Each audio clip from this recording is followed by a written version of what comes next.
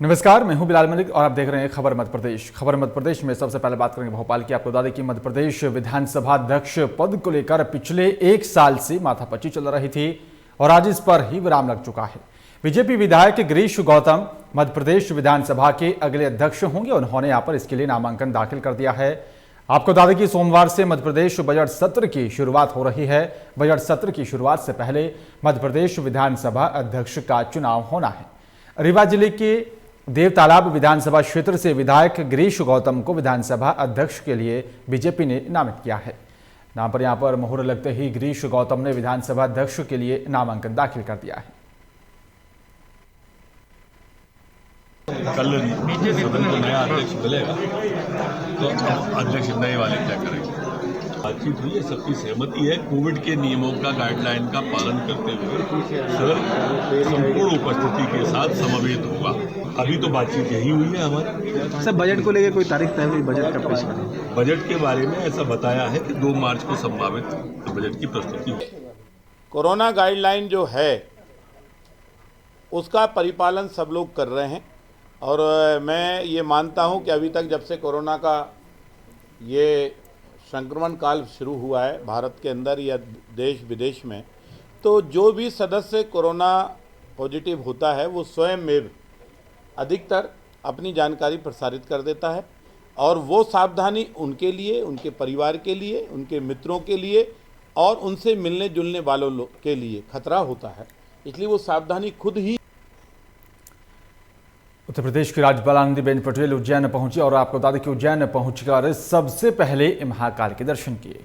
उसके बाद विक्रम विश्वविद्यालय के दीक्षांत समारोह में शामिल होने पहुंची। दीक्षांत समारोह में लगभग 2 घंटे रहने के बाद वहां से रवाना हुई हैं।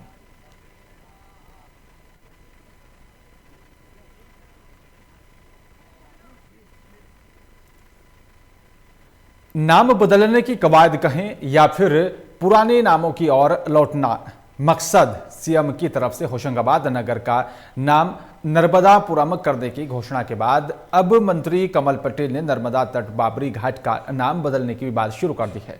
नर्मदा जयंती महोत्सव के दौरान कृषि मंत्री कमल पटेल ने ग्रामीणों से इस बारे में यहां पर बातचीत की। शनिवार को पत्रकारों से चर्चा के दौरान कृषि मंत्री कमल पटेल ने बताया कि आक्रांताओं की याद दिलाने वाले नामों को बदला जाएगा।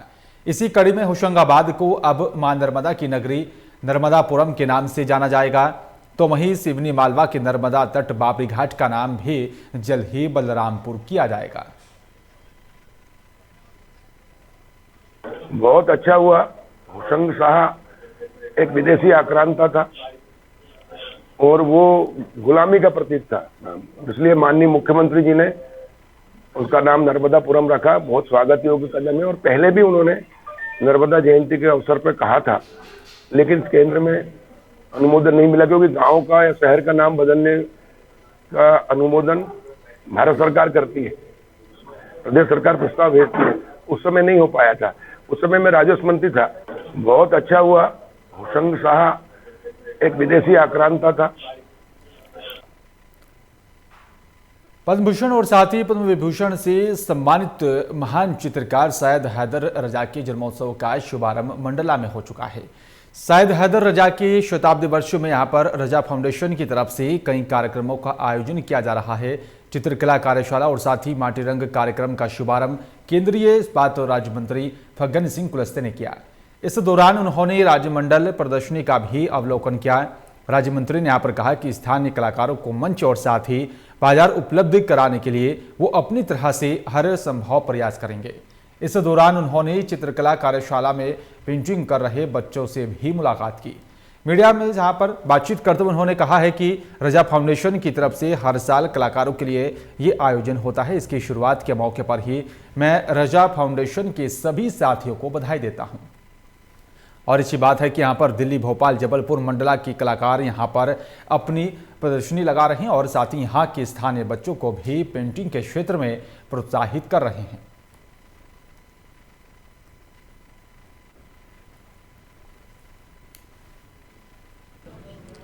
कि सारे हमारे जो कलाकार हैं, हमारे आर्टिस्ट हैं, इन सबको बुला कर के एक अच्छा कार्यक्रम और यहाँ के स्थानीय जो बच्चे हैं उनको भी पेंटिंग के क्षेत्र में जो प्रोत्साहित करने का काम रजा फाउंडेशन करता है, इससे आने वाले भविष्य में मंडला के इतिहास में अच्छे लोग यहाँ पर कलाकारों की कमी नहीं होगी।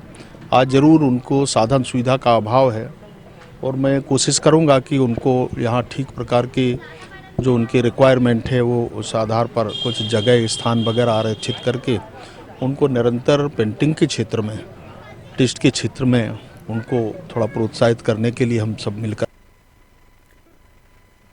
आखिरकार लंबे मंथन के बाद विंध्य क्षेत्र के प्रतिनिधित्व मिल ही गया है। आपको बता दें, गिरीश गौतम के रूप में यहाँ पर विधानसभा को नया स्पीकर चुना गया है। लगभग 2 दशक बाद विधानसभा अध्यक्ष पद विंध्य के खाते में गया और इससे पहले दिग्विजय सिंह के यहाँ पर कार्यकाल में विंध्य के ही कद्दावर नेता स्वर्गीय श्री निवास तिवारी विधानसभा अध्यक्ष बनाए गए थे और 2003 में यहाँ पर श्रीनिवास तिवारी को चुनाव हराने वाले गिरीश गौतम अब विधानसभा अध्यक्ष होंगे। वर्तमान में रीवा जिले के यहाँ पर देवतालाब विधानसभा क्षेत्र से विधायक गिरीश गौतम ने अपनी राजनीतिक पारी की शुरुआत कम्युनिस्ट पार्टी से की थी और 1975 से गिरीश गौतम सक्रिय राजनीति में उतरे थे।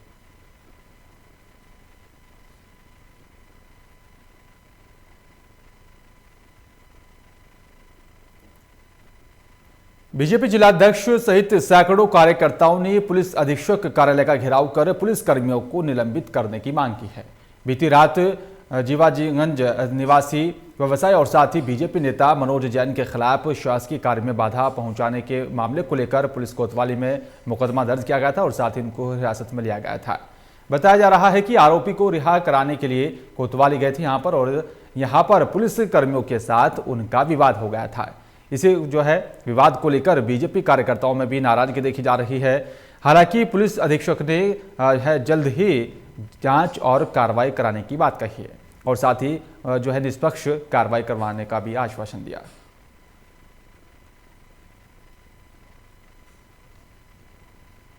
नहीं, ऐसा कोई मामला नहीं है। इसमें मामला ऐसा है कि 2016 में जो नोटबंदी हुई थी, इस संबंध में 2019 में कुछ लोगों की शिकायत प्राप्त हुई थी, जिसमें कि ये सामने आया था कि कुछ लोगों के खाते में पैसों का लेन देन हुआ है जो उनकी नॉलेज में नहीं है। इस पर जब छानबीन की गई तो ये सामने आया कि एक्सिस बैंक के कुछ कर्मचारी और कुछ लोगों द्वारा नोटबंदी के दौरान जो पैसा था उसको 2 नंबर को 1 नंबर करने के लिए ये ट्रांजैक्शंस किए गए। इस संबंध में 2 FIR दर्ज की गई थी और टोटल जो इसमें ट्रांजैक्शंस थे वो 4 करोड़ के करीब थे। इसमें मुख्य आरोपी उनको कल थाना कोतवाली पुलिस ले। खरगापुर विधायक राहुल सिंह लोधी भेलसी पहुंचे। यहां पर भेलसी पहुंचते ही नए आंगनवाड़ी केंद्र का लोकार्पण किया गया। भेलसी पहुंचने पर कार्यकर्ताओं ने विधायक का स्वागत किया। विधायक ने पूरे विधि विधान से पूजा अर्चना की और साथ ही नए आंगनवाड़ी केंद्र का लोकार्पण किया। इस दौरान उन्होंने लोगों की समस्याओं को भी सुना और साथ ही भेलसी के बाद देवली मंदिर पहुंचकर हनुमान मंदिर पर दर्शन किए और फिर बीजेपी कार्यकर्ताओं के साथ बैठक की और कई जनहित योजनाओं की घोषणा की है। इस दौरान बीजेपी कार्यकर्ता और साथ ही स्थानीय कार्यकर्ता भी भारी संख्या में यहां पर मौजूद रहे।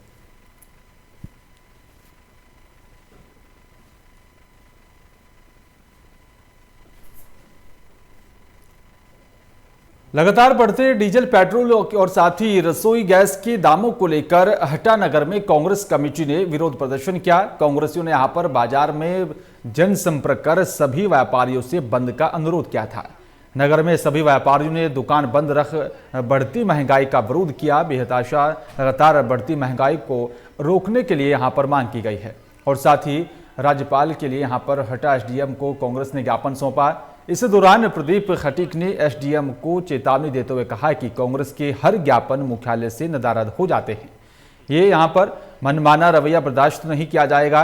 आप जनता के नौकर हैं और साथ ही SDM को चेतावनी देते हुए कहा है कि नगर में बहुत गड़बड़ी चल रही है, हम सब जानते हैं।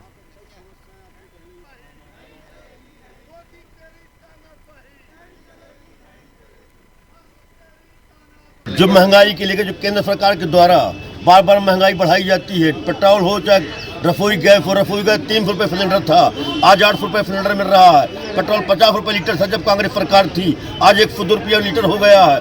जो 50 रुपये लीटर पर डीजल था, आज 90 रुपये 92 रुपये लीटर डीजल हो गया है। उसके विरोध में ज्ञापन दिया है और उनको चेतावनी भी दी है SDM साहब को कि यहाँ जो SDM का जिस तरह रवैया है ये कुछ जनता के नौकर हैं। अगर जो जनता के बीच में अधिकारी बनना चाहते हैं तो अपनी हद पे आए, अन्य इनको अधिकारी बनाना हम इनको सबक सिखा लें, हम भी कमजोर नहीं होंगे, जनता नहीं होगी। पार्टी की सरकार में जो महंगाई चरम पे है, जिस चीज़ों से लेके आम जनता त्रस्त हो रही है, उसके खिलाफ में आज माननीय कमलनाथ जी ने प्रदेश बंद का आह्वान किया था। उसी तारतम्य में हम सारे कांग्रेसियों ने यहाँ पे बंद का आह्वान किया। ब्लॉक कांग्रेस कमेटी के नेतृत्व में पूरे शहर में अभूतपूर्व समर्थन मिला, भारी संख्या में लोग एकत्रित हुए और इस सरकार की ईंट से ईंट बजाने का काम अब कांग्रेस पार्टी करे। पेट्रोल डीजल के बढ़ते दाम को लेकर प्रदेश कांग्रेस के जो है विरोध प्रदर्शन यहां पर देखे जा रहे हैं और साथ ही इसी कड़ी में मंदसौर में भी विरोध प्रदर्शन किया गया। सुबह से ही कांग्रेस के कार्यकर्ताओं ने बाइक रैली और साथ ही बैलगाड़ी से जुलूस निकाला और साथ ही सरकार के खिलाफ जमकर नारेबाजी की। शहर के सभी बाजार दोपहर तक बंद रहे और साथ ही आपको बता दें कि जिला कांग्रेस ने राज्यपाल के नाम ज्ञापन सौंपा गया।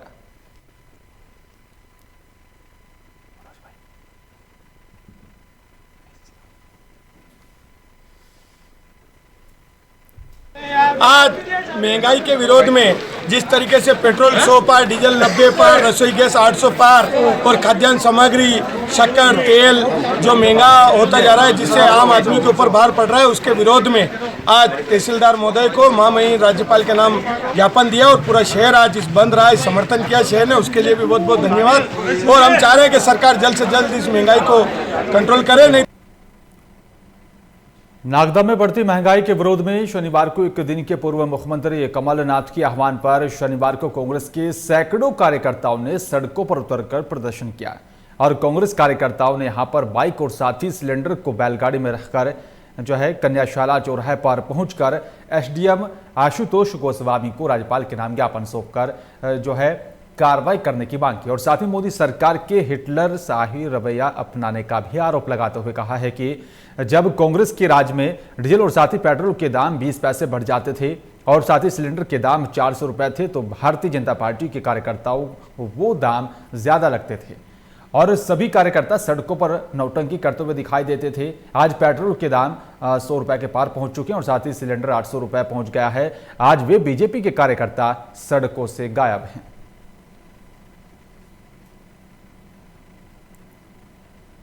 झाबुआ जिले के पेटलाबाद विधानसभा के रूपगढ़ पंचायत में सिंचाई का पानी न मिलने से नाराज किसानों ने धरना प्रदर्शन किया।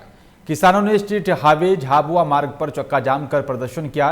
किसानों का आरोप है कि डैम के मेन गेट का जो है उसको नहीं खोला जा रहा है, जिसकी वजह से नहर में पानी नहीं आ रहा है, जिससे सिंचाई भी नहीं हो पा रही है और गेहूं, चना जैसी फसलों को पिछले 20 दिनों से पानी नहीं मिल पा रहा है। हालात यह है कि फसल सूखने की कगार पर पहुंच चुकी है। चक्का जाम के दौरान किसानों ने चेतावनी दी है कि जल्द से जल्द खेतों में सिंचाई के लिए पानी उपलब्ध नहीं कराया गया तो हमारा धरना प्रदर्शन जारी रहेगा। इनको ये आश्वासन दिया है कि मंगलवार शाम तक हम इनको उधर जो ब्रांच के नाम जो भी पानी दिया जा रहा है उसका पानी पेट्रोल करके इधर आपका रहेगा ना मंगलवार शाम इन लोगों को हम पानी इन लोगों के लिए व्यवस्था करेंगे। देखिए ऐसा है कि ये चूँकि एक नहर व्यवस्था है, इस नहर व्यवस्था के अंदर आखिर में पानी का प्रेशर कम हो जाता है। पेट्रोल, डीजल, गैस की और साथ ही जमकर बढ़ती महंगाई को लेकर प्रदेश कांग्रेस के निर्देश पर ब्लॉक कांग्रेस के ने यहाँ पर काला पीपल बाजार बंद का आह्वान किया था, जिसका काला पीपल में भी शनिवार को असर देखने को मिला। तमाम व्यापारियों ने दोपहर तक अपने सभी दुकानों को बंद रखकर बंद को समर्थन दिया है और साथ ही इस अवसर पर विधायक कुणाल चौधरी ने कहा है कि पहले इन्हें महंगाई डायने लगती थी और अब महंगाई से इन सभी को प्यार हो गया है और वहीं विकास पूरे तरीके से पागल हो चुका है। बंद में यहां पर मुख्य रूप से पूर्व जनपद अध्यक्ष सूरज सिंह को और साथ ही ब्लॉक अध्यक्ष बाबूलाल सोनी सहित कांग्रेस के कई नेता और कार्यकर्ता मौजूद रहे।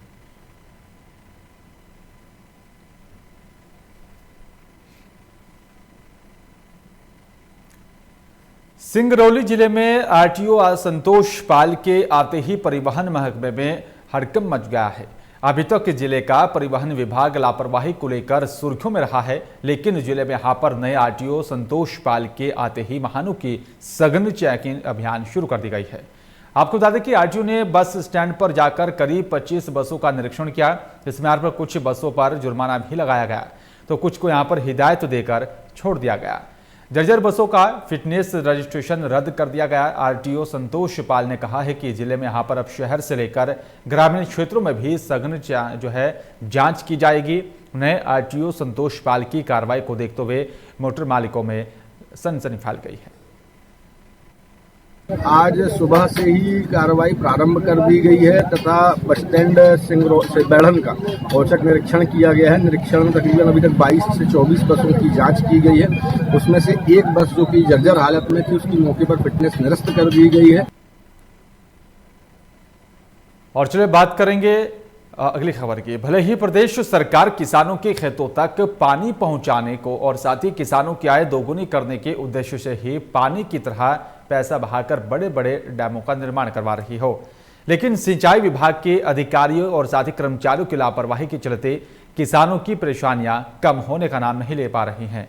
पहले किसानों की फसल पानी ना मिलने से सूख जाती थी और अब पानी की वजह से बर्बाद हो जाती है। मामला पन्ना जिले के शाहनगर क्षेत्र की ग्राम पंचायत जुगरवारा का है, जहां पर कोसी डैम से यहां पर किसानों के खेतों तक पानी पहुंचाने के लिए बनाई गई नहर अब किसानों के लिए बड़ी आफत बन गई है।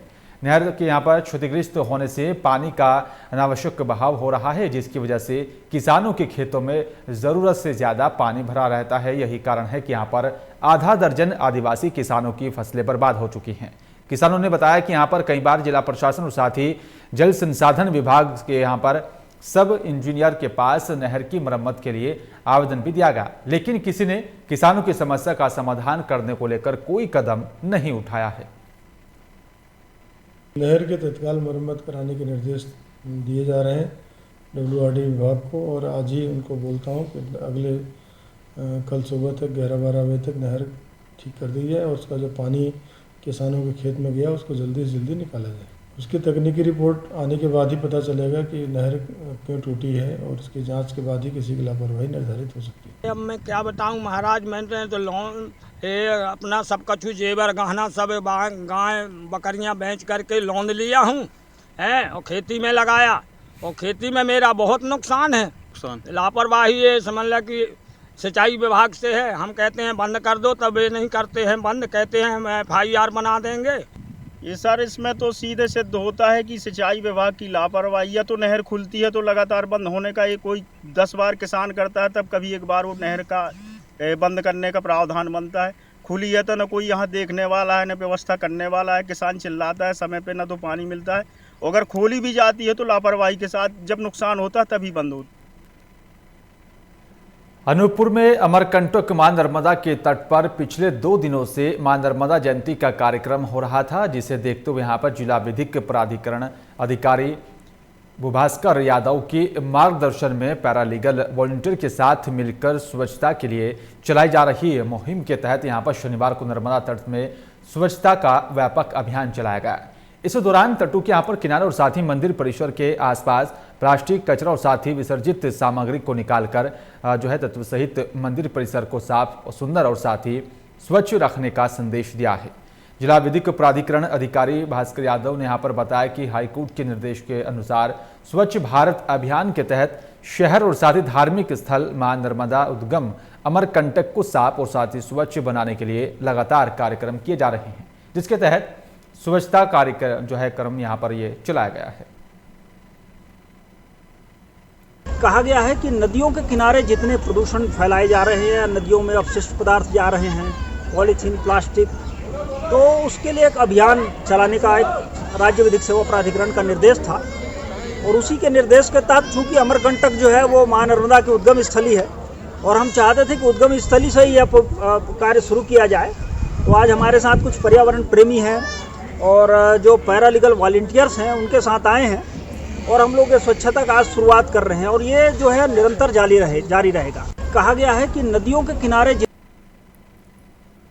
खंडवा जिले के पंधाना क्षेत्र के ग्राम कोहदड़ बिहार इटवा माला में यहां पर पिछले 2-3 दिनों से हो रही ओलावृष्टि और साथ ही बारिश की वजह से किसानों की फसलों को भारी नुकसान हुआ है।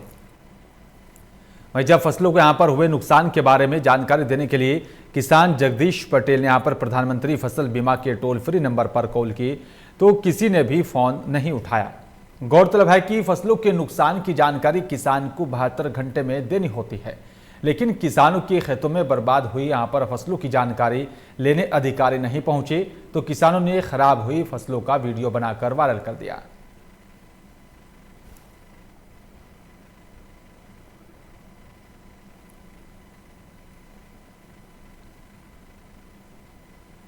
पंधाना में आमजन को हो रही लगातार परेशानियों को लेकर कांग्रेस पार्टी के प्रतिनिधिमंडल यहां पर नगर पंचायत की सीएमओ मनशुराम बडोले को 7 सूत्रीय मांगों का एक ज्ञापन सौंपा है और ज्ञापन सौंपकर यहां पर कार्रवाई करने की मांग की है, जिसमें यहां पर पंधाना में 4 दिन में जल सप्लाई हो रहा है और साथ ही वहीं नगर पंचायत के जल टैक्स बढ़ाया गया और उसे कम करने की मांग की गई।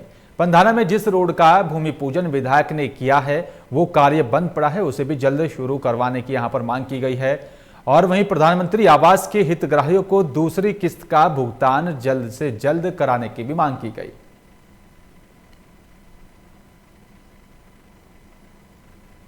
आज कांग्रेस का प्रतिनिधि मंडल आया था, वो ज्ञापन दे के गए हैं, उनकी 7 मांगे हैं और मेरे स्तर की होगी तो शीघ्र इसका निर्णय लिया जाएगा और प्रशासक महोदय के संबंधित होंगे तो अवगत करवा के उनका निराकरण किया जाएगा समय सीमा में।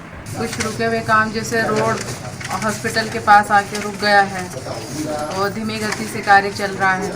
दूसरा पानी 4 दिन में यहाँ पर मिल रहा है और उसका जो बिल है, पहले पानी मिलना चाहिए डेली, उसके बाद में बिल जो है 100 रुपये बढ़ाया तो और बहुत सारे ऐसे समस्या हैं, उनको लेकर हम सीएमओ साहब से मिले और उन्होंने आश्वासन दिया है कि शीघ्र से शीघ्र करा।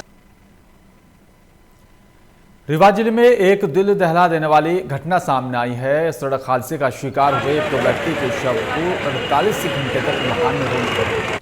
पहले तो लोग यहां पर किसी मृत जानवर का शरीर मानकर नजरअंदाज करते रहे, लेकिन जब पास जाकर देखा तो इंसान के कपड़े नजर आए। सूचना मिलते ही पुलिस मौके पर पहुंची तो यहां पर घटनास्थल पर हड्डियों के चंद टुकड़ों के अलावा कुछ नहीं मिला। पुलिस ने हड्डियों को पोस्टमार्टम के लिए भेज दिया है और साथ ही आपको बता दें कि इस घटना को देखने वाले भी सब हैरान थे और साथ ही आपको बता दें घटना चोरहटा थाने के शर्किन बाईपास की बताई जा रही। मृतक की पहचान संबर्तपाल पिता रमेश्वर निवासी सोनवर्षा थाना रामनगर जिला सतना के रूप में हुई है।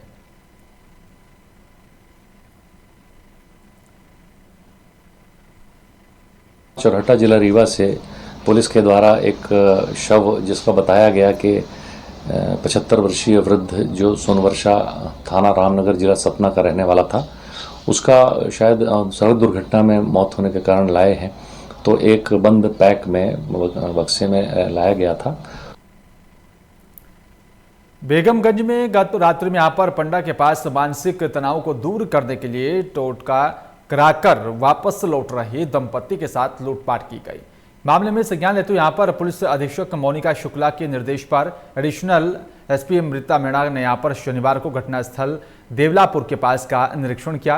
ग्राम के यहां पर लोगों से भी आरोपियों के बारे में जानकारी ली गई और साथ ही पंडा के पास उक्त महिला अपने पति के साथ ललितपुर से आई थी और पंडापुरन अहिरवार से भी इस पूरे मामले को लेकर पूछताछ की गई है और साथ ही आरोपियों को पकड़ने के लिए एसडीओपी सुनील वरकरे और साथ ही थाना प्रभारी इंद्राज सिंह को जो है आवश्यक दिशा निर्देश जारी किए गए। पंडा पुजारी के यहाँ टोटका कराने के लिए आए हुए थे। इनका ये कहना था कि उनकी पत्नी को मानसिक तनाव रहता था। उन्हें ये जानकारी मिली थी कि पंडा जी टोना टोटका करके और उनकी पत्नी को ठीक कर सकते हैं। कल शाम को ये दोनों देवलापुर गांव पहुंचे और वहां उन्होंने पंडा जी से मुलाकात करने के बाद में कुछ टोटका करवाया। इसके बाद ये वापस जा रहे थे तो रास्ते में अज्ञात 3 बदमाशों ने बाइक से इनका पीछा किया और रोककर इनके साथ मारपीट की।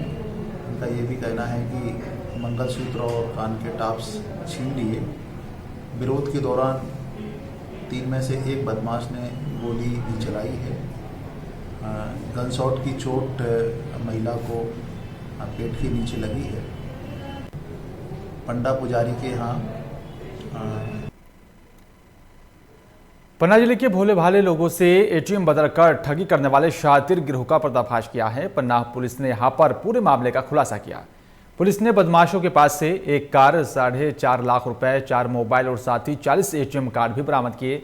आपको बता दें कि लगातार पन्ना के अलग अलग थाना क्षेत्रों में एटीएम बदलकर ठगी करने के मामले सामने आए थे, जिसे लेकर यहां पर पुलिस अधीक्षक धर्मराज मीणा ने यहां पर टीम का गठन किया और आरोपियों की तलाश शुरू कर दी थी और साथ ही आज शातिर गैंग को पकड़ने में कामयाब रहे। पुलिस अधीक्षक का कहना है कि यहाँ पर आरोपियों से पूछताछ जारी है, जिससे और भी खुलासे होने की संभावना है। पुलिस अधीक्षक ने यहाँ पर बताया कि आरोपी अलग अलग शहरों में जाकर एटीएम बूथ के पास खड़े हो जाते थे और ऐसे लोगों को यहाँ पर तलाशते थे जो एटीएम का उपयोग सही तरीके से नहीं कर पाते। ऐसे लोगों की मदद करने के बहाने उनका पिन जानकर और साथ ही मौका मिलते ही एटीएम कार्ड बदल लेते थे और साथ ही फिर दूसरे शहर जाकर पैसा निकाल लेते थे।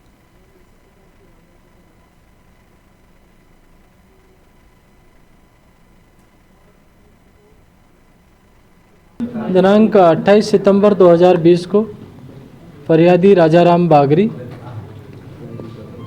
निवासी थाना क्षेत्र देवेंद्र नगर पन्ना ने थाना देवेंद्र नगर पे आके रिपोर्ट करी कि देवेंद्र नगर सतना रोड पे SBI के एटीएम पे कुछ व्यक्तियों ने एटीएम से पैसा निकालने में मदद करने के बहाने उसके खाते से करीब 2,05,000 रुपये निकाल लिए, जिसका मैसेज उनको उनके मोबाइल फ़ोन पे प्राप्त हुआ। बाद में उनको जानकारी लगी कि उनका कार्ड भी बदल लिया गया। खजुराहो में नृत्य उत्सव समारोह शुरू हुआ है, जिसमें यहाँ पर पर्यटक मंत्री उषा ठाकुर ने उत्सव का उद्घाटन कर शुभारंभ किया। दरअसल खजुराहो में 8 से 27 फरवरी तक पुरातत्व विभाग भोपाल के निर्देशन में यहाँ पर खजुराहो नृत्य उत्सव की शुरुआत हुई है। वहीं समारोह की जो है शिवरात्रि, कन्या पूजन, सरस्वती पूजन के साथ दीप जलाकर की गई। खजुराहो नृत्य समारोह के लिए यहाँ पर जो है लय गतियों की भी जो है सज धज के साथ ही सैलानियों के आकर्षण का केंद्र होगा। अपनी समग्रता में भी भारतीय शास्त्रीय नृत्यों के यहाँ पर सांस्कृतिक वैभव को समेटता ये जलसा 47 साल पूरे कर रहा है और ये जो है समान मध्य प्रदेश की धरती के उसी उत्तरी छोर पर ले जाता है, जहाँ पर सौंदर्य से समाधि की यात्रा का एक अनोखा पड़ाव है।